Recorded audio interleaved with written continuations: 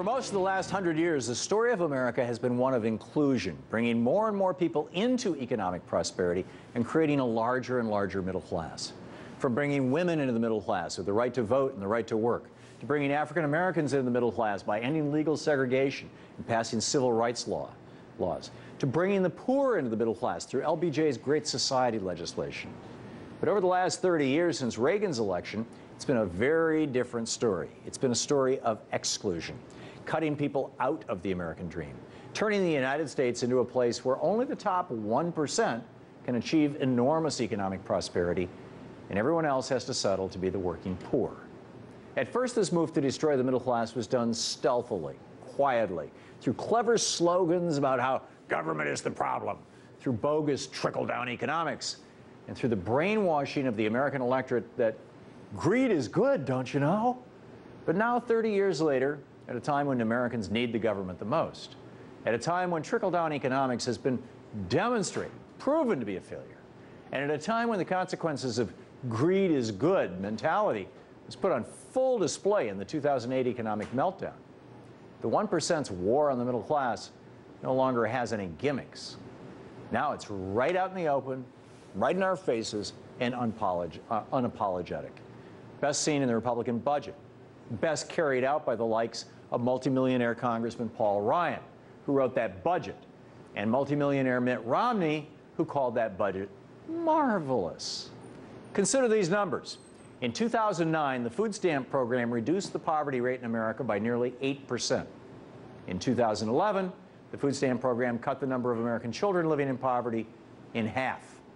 That's because helping people put food on the table during rough economic times like the Bush Great Depression helped them to keep their homes, keep their cars, keep their lights on in their houses. It kept them out of desperation and on track to get back on their feet again so one day they could follow the American dream. But despite the incredible economic benefits of food stamps, the Paul Ryan Republican budget would kick millions of Americans out of the program, condemning them to horrible poverty and hunger. The 1% don't want the poor to eat unless it's out of a trash can. And now the war on the middle class is targeting students. A college degree is now pretty much a necessity in America if you want to be successful. It's become the new high school diploma. But Republicans in Congress pushing for trickle-down austerity want to end the practice of middle-class and poor Americans going to college. Despite college tuition and fees going up more than 500% in the last 25 years, and student loan debt topping $1 trillion for the first time in history, federal Pell Grants for students next year will be smaller than they've ever been since the program was created. As this chart shows, it's been a steady decline in financial aid for students over the last 30 years, the 30 years of Reaganomics. And next year, Pell Grants will cover less than 1/3 of the total cost of attending a four-year public university. And the Paul Ryan Republican trickle-down austerity budget kicks 1 million more students out of the Pell Grant program altogether. And then there's health care. The Paul Ryan trickle-down austerity Republican budget ends Medicare as we know it, turns it into a voucher program, stripping middle-class senior citizens of the ability to take care of their medical costs. And it cuts deep into Medicaid, health care for poor people, kicking tens of millions of poor and disabled Americans out of their health insurance plans. It repeals Obamacare, so 14 million children and 100 million adult Americans with pre-existing conditions will lose their insurance.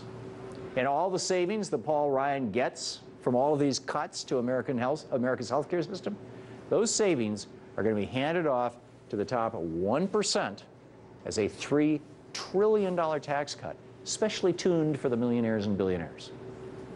If Ryan's budget is enacted, then the middle class dies, and the 1% wins the class war. And here's the kicker. The 1% even have their number one guy running for the highest office in the land. Mitt Romney has taken more money from the banksters in this election cycle than any other candidate, even way more than President Obama. He's hiding most of his tax returns so Americans can't find out if he stashed money away in his Swiss account or his Cayman bank account. We can't even find out just how good he is at using tax loopholes to avoid paying his fair share in taxes. But we know he's pretty good at it. As I said, he's called the Paul Ryan budget marvelous, and he supports even more tax cuts for the 1%, and more cuts to programs for students in the middle class. And thanks to the Supreme Court, which is the most 1% friendly high court in modern history, the 1% will be able to throw as much money as they want into this election to support Mitt Romney and make sure that they win their war against the middle class. So this is where we stand today, with the middle class under threat. And while this might seem like a new threat to most Americans, it really isn't. It's the same threat that faced President Franklin Roosevelt and a fledgling middle class in the 1930s, in 1936, after the New Deal was passed and being put into place. And here is what Roosevelt said about this threat, the people that he called the economic royalists, way back in 1936. These economic royalists complain that we seek to overthrow the institutions of America. What they really complain of is that we seek to take away their power. Our allegiance and our allegiance to American institutions requires the overthrow of this kind of power. Just like in 1936, today, our allegiance to American institutions requires the overthrow of that kind of power. Let's get to work.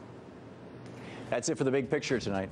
Don't forget, democracy begins when you show up. Get out there and get active. Tag, you're it.